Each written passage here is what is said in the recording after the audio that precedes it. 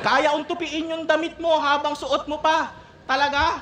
Ganon ka kabangis? Oo, kaya itang saksakin basta walang sumbungan sa pulis. Alam mo kung kailan ako ba sakaling maniwala na talagang may ibubuga to? Sabihin mo lahat ng mga yan dun sa bumugbog sa'yo.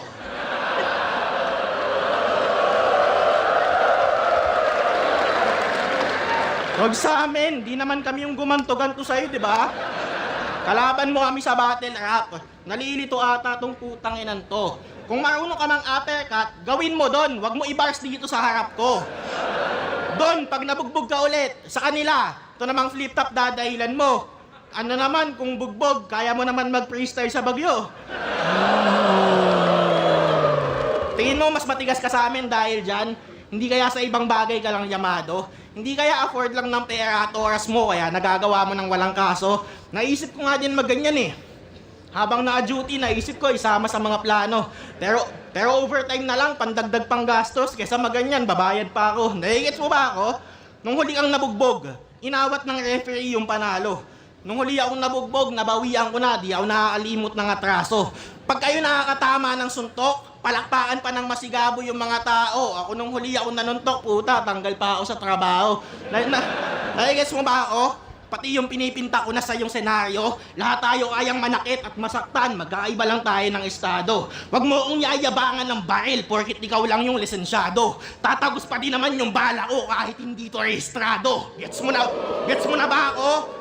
Gets mo na ba ako? Hindi ko hinuhusgahan yung buo niyang pagkatao. Pwede mong ipagmalaki sa ilan na may mga dugo ka sa kamao. Pero di mo yan pwedeng paamoy sa pating, mapuputulan ka ng braso.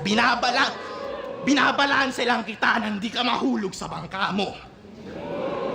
Te voy a dar $10,000 y... Grabe, ang ganda nun.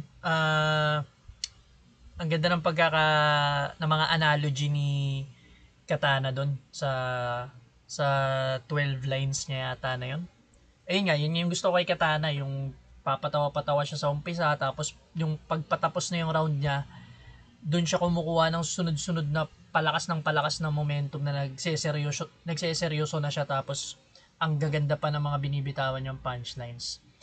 Ang ginawa rito ni Katana sa round 2 niya, di ko alam kung tapos na yung round 2 pero yung pag-MMA ni Saint Ice, ginagawa na rin ng iba laban kay Saint Ice yun. Pero itong kay Katana, pinapamukha niya na hindi mo dapat yun pinag-aangas dito. Hindi mo naman talaga kayang gawin dun lang kasi nga may oras ka siguro tsaka pera para gawin yun. Lahat tayo kayang manakit. Pero yun nga, mas pinipili ni Katana na hindi gawin yun yung ginagawa ni Saint Ice. Kaya niyang gawin pero